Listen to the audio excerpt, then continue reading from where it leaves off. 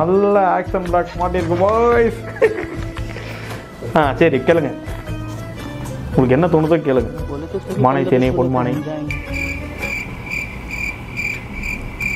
சாப்பிட்டீங்களான்னு மட்டும் கேட்காதீங்க.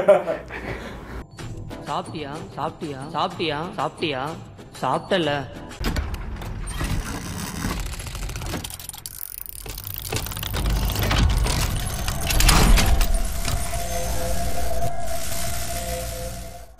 சார் நான் வந்து பிஇ ஃப்ரெஷர், இப்போ தான் 2025 பாஸ் அவுட்டு இருந்துட்டு போ.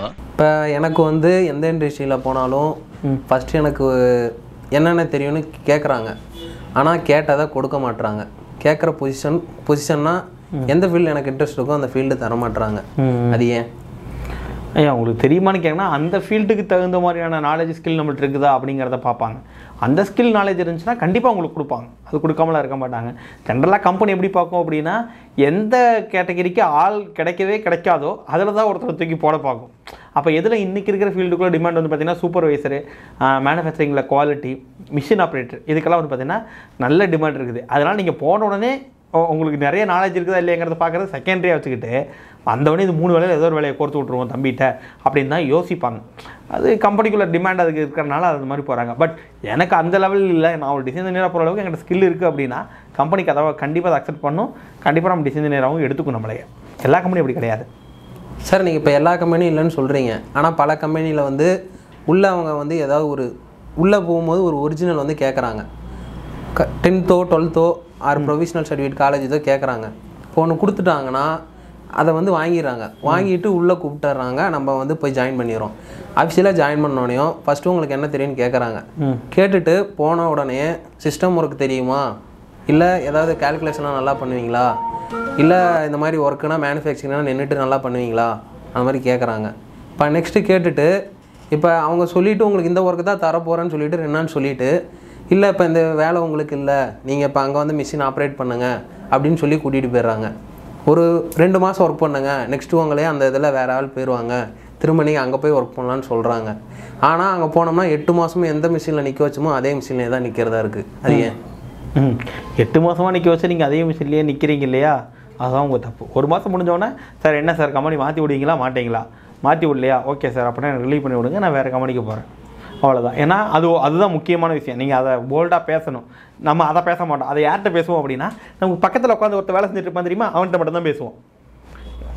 எங்களுக்கு என்ன பயம் அப்படின்னா, இந்த வேலையை விட்டுட்டு போனால் உலகத்தில் வேறு வேலையே கிடைக்காதோ அப்படின்னு ஒரு பயம் இருக்கும்.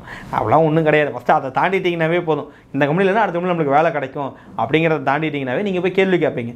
சார் நான் என்னை இந்த வேலைக்கு கூப்பிட்டீங்க, இந்த வேலைக்கு கொடுக்குறதுனா ஓகே சார் நான் ஒர்க் பண்ணுறேன், இல்லைன்னா அடுத்த மாதம் நான் ரிலீவ் ஆகிக்கிறேன் சார் அப்படின்னு சொல்லி கரெக்டாக 1 மாதம் சொல்லுங்கள்.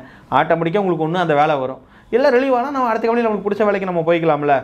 அதே மாதிரி கம்பெனி என்ன பண்ணுவோம் அப்படின்னா, நான் வந்து இது மாதிரி டிசைன் இன்ஜினியருக்கு வந்திருக்கேன், சூப்பர்வைசர் குவாலிட்டி இன்ஜினியராக வந்திருக்கேன் அப்படின்னா நண்டு பிடிப்போ அப்படின்னு சொல்கிற மாதிரி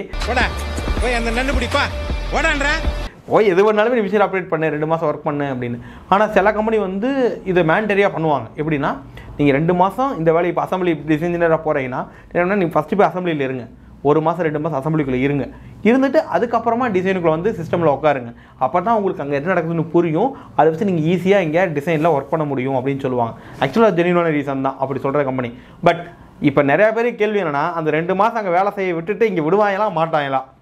அப்படி விடலைன்னா கம்பெனி மாற்றி தான் ஆகணும், போய் கேட்கணும் ஃபஸ்ட்டு. மேக்ஸிமம் கம்பெனிஸ் விடுறாங்க. அந்த 2 மாதம் நம்ம பசங்க என்ன சொல்கிறாங்கன்னா, சார் நானே டிசைன் இன்ஜினியர் போனேன், அசம்பிளியில் விட்டுட்டாங்களா சார்னு சொல்லிட்டு வருத்தப்படுறதுல அர்த்தமே கிடையாது. அந்த கம்பெனிகிட்ட தெளிவாக பேசுங்க, சார் 2 மாதம் கழிச்சு கண்டிப்பாக இதில் விடுவீங்களா, அப்போ எனக்கு வந்து நீங்கள் ஆஃபர் லெட்டரில் இதை மென்ஷன் பண்ணி கொடுங்க, அதில் ஆஃபர் லெட்டரில் டிசைன் இன்ஜினியர் மென்ஷன் பண்ணி வாங்கிங்க, அவ்வளோதான். ஸோ அந்த மாதிரி ஆனால் போல்டாக பேசினோம்னாவே போதும்.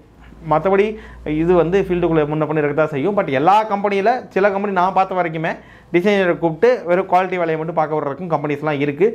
பட் எல்லா பெரிய கம்பெனி மீடியம் ஸ்கேல்லாம் பண்ணாது. ஒரு சில சின்ன சின்ன கம்பெனிகள், ரொம்ப பழைய ஆட்கள் இருக்கிற கம்பெனிஸ்லாம் அவன் வேலைக்கு தானே வர்றான், எல்லா வேலையும் செய்யட்டும் சும்மா அப்படின்னு சொல்லிட்டு விடுவாங்க. பட் இன்றைக்கி அவங்களுமே கொஞ்சம் மாறிட்டு வர்றாங்க. ஏன்னா பசங்க நிற்க மாட்டாங்க அப்படிங்கிறதுனால கொஞ்சம் மாறிட்டு தான் வர்றாங்க.